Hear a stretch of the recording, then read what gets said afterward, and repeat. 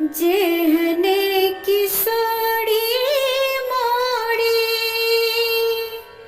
तेहने किशोर है।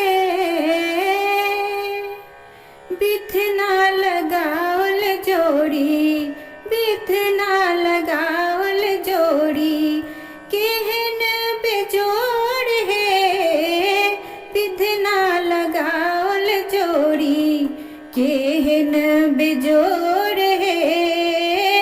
बिधना लगावल जोड़ी जेहने किशोरी मोड़ी तेहने किशोर है। बिधना लगावल जोड़ी केहन बेजोड़ है।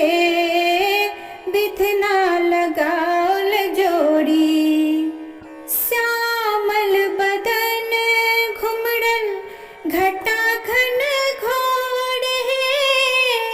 श्यामल बदन घुमड़ल घटा घन घोर है।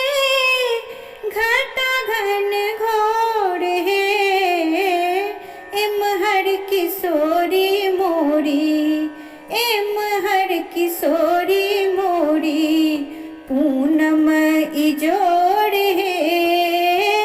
एमहर किशोरी मोरी पूनम इजोड़ है।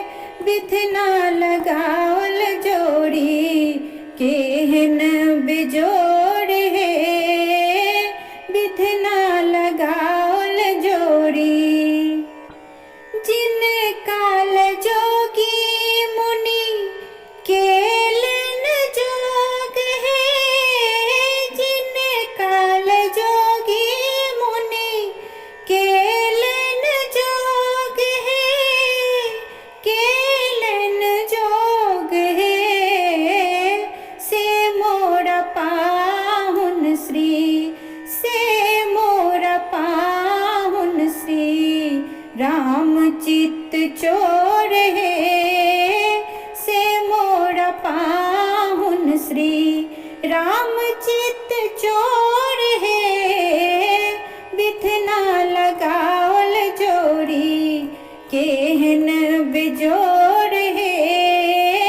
बिथना लगावल जोड़ी सरसों के कलीसिया जोत बेजोड़ है। सरसों के कलीसिया जोत बेजोड़ है। जोत बेजोड़ है। तीसी के फूल रंग तीसी के फूल रंग नवल किशोर है।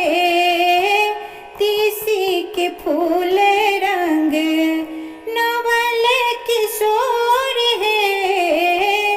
बिथना लगावल जोड़ी केहन बेजोड़ है।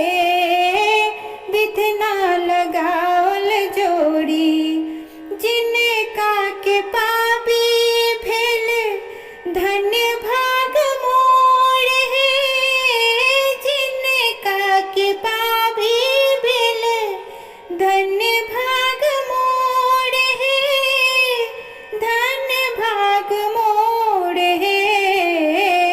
सरस स्नेह बान्हो सरस स्नेह बान्हो रेशमक डोर है।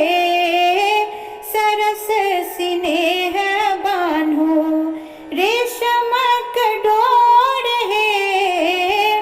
बिथना लगावल जोड़ी केहन बेजोड़ है। बिथना लगावल जोड़ी केहन बेजोड़